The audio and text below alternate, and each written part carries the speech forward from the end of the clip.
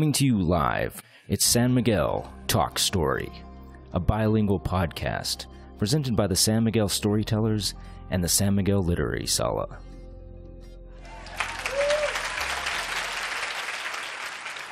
Okay, so our next storyteller is doing a story called Sweet Little 16, so please give it up for Chipper Roth. A month before my 16th birthday, the confirmation class of Temple Emmanuel in Birmingham was on a youth exchange program in Memphis, Tennessee. We were all ensconced in the Golden Ghetto of Memphis.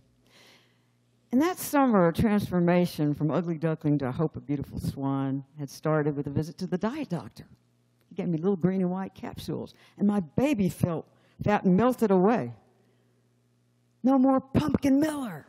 No more pumpkin. Better than that, I'd gone to the contact lens doctor and got the new thing, contacts, to replace the bottle-thick glasses I'd worn since the second grade. No more fish eyes. So the Goldsteins, our host, gave us the car on Saturday night and said we could stay out late. We drove around, stopped at the Crystal Burger to get a little bag of those burgers that were about 12 for a buck. And in front of us in line was this guy, weird. He was wearing sunglasses. It was at night. He was kind of greasy. So I figured I could practice my flirting and no harm would be done. And he ordered a crate, a Craver's crate, which was 120 burgers. So there was plenty of time to chat us up. I decided to bat my eyelashes like I'd seen the little southern blondes do, but the contacts started to fall out. Then I started to flip my hair. Well, I'd had it done in a Jackie O. Bouffant flip the day before at the beauty parlor. It didn't move. He didn't seem to mind. He said, "Hey, why don't y'all girls come on down to the Sun Studio tonight? I'm the drummer for Jerry Lee Lewis. You'd be good inspiration for Jerry." Whew. Jerry Lee Lewis was my favorite, much better than Elvis. I've been practicing dancing for the sock hops. It's a great balls of fire and a whole lot of shaking going on since I was a little girl listening to American Bandstand. I tried to be cool, but so I said, "Why, thank you so much for the invitation. That was so kind of you. We'll try to stop by." But the Goldstein girls didn't want to go. They were sneaking out to the drive-in to meet their boyfriends. I figured I could use that. "I've seen those movies. Why don't you just drop me off at the studio? I got plenty of money for taxi. I'll get home, leave the window open, I'll sneak in and be quiet as a mouse." At the studio, a little colored boy let me in to this huge cavernous space as big as this, and there was a glass chamber. It looked like a cockpit of an airplane. And inside was my hero, Sam Phillips. Now, he recorded Elvis, everybody, B.B. King, Muddy Waters. And he's like, controls like a pilot. I almost fell over, and then I look in front of me, and there is Jerry Lee Lewis smiling at me with his famous lopsided grin, bigger than on a TV screen that we had in those days. He tossed his golden curls, and they moved. I went and sat down, and he got up. He kicked the piano bench aside and started playing 88 keys with his elbows, his hands, his feet, his toes, his nose. I was drunker on him and on freedom and on the music than the guy in the corner, the bass player, I guess it was, playing. He was drinking moonshine out of his flask, but I was more drunk. At one point, I felt like I was God, watching God turn into God, into the music and into me. And after the third take of Sweet Little 16, there was a silence in the room, but it vibrated. Sam comes running out and says, "That's a wrap." And he looks over at me and says, "Jerry beats the boogie so hard, there ain't nothing left but the sound of the Holy Ghost." Then Jerry comes over to me, takes me by the arm, and says, "Hey, I want to show you something."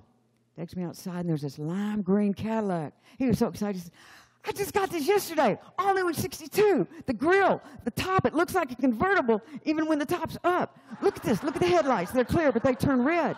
0 to 100 in 17 and a half seconds. Let's go somewhere." I didn't care where. I didn't care that he was twice as old as me, and I sure didn't care he wasn't Jewish. Nothing like that mattered again. So he starts driving down to the end of Beale Street. We park on a levee overlooking the Mississippi, and he pulls me into his arms and gives me a kiss. There's never been a kiss ever like that. It went on and on and on. And he starts playing my body like a piano.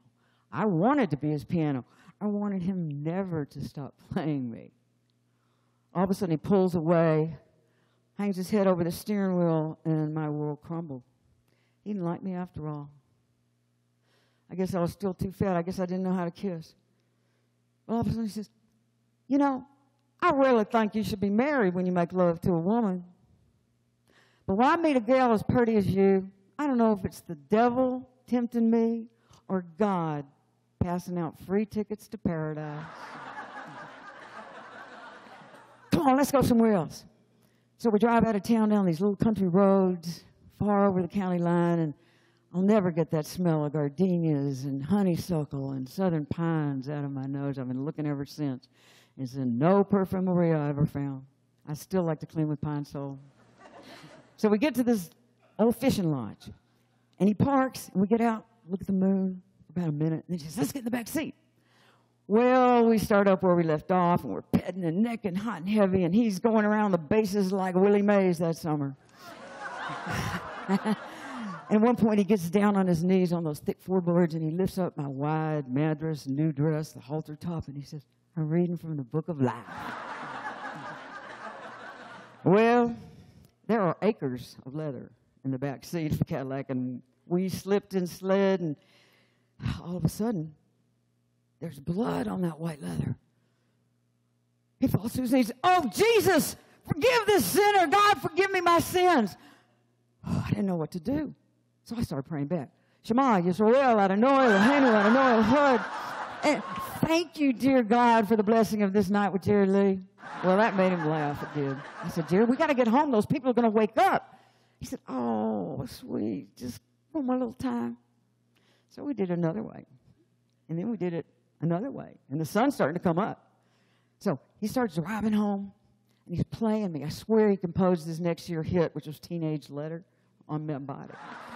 And at one point, he starts laughing like a maniac. It's the car. DeVille, devil. Cadillac, devil, DeVille. I'm going to trade this thing in for a Lincoln Continental tomorrow. Well, nothing happened. I got in, no problem. And never saw Jerry again, but that was okay. I followed his career, though, and he was the first rock and roll musician ever inducted into the Rock and Roll Hall of Fame in 1986.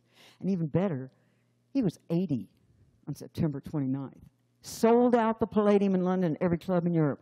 All I want to say is, happy birthday, Jerry Lee Lewis, and thank God you're still rocking, and thank God sweet little 16 lives on in my 16-year-old body.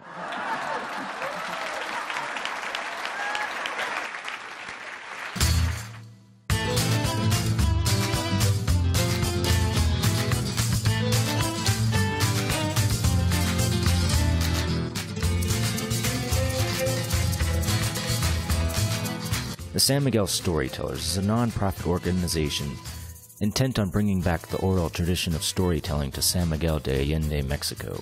If you would like to make a donation, volunteer, or get more information, visit sanmiguelstorytellers.com.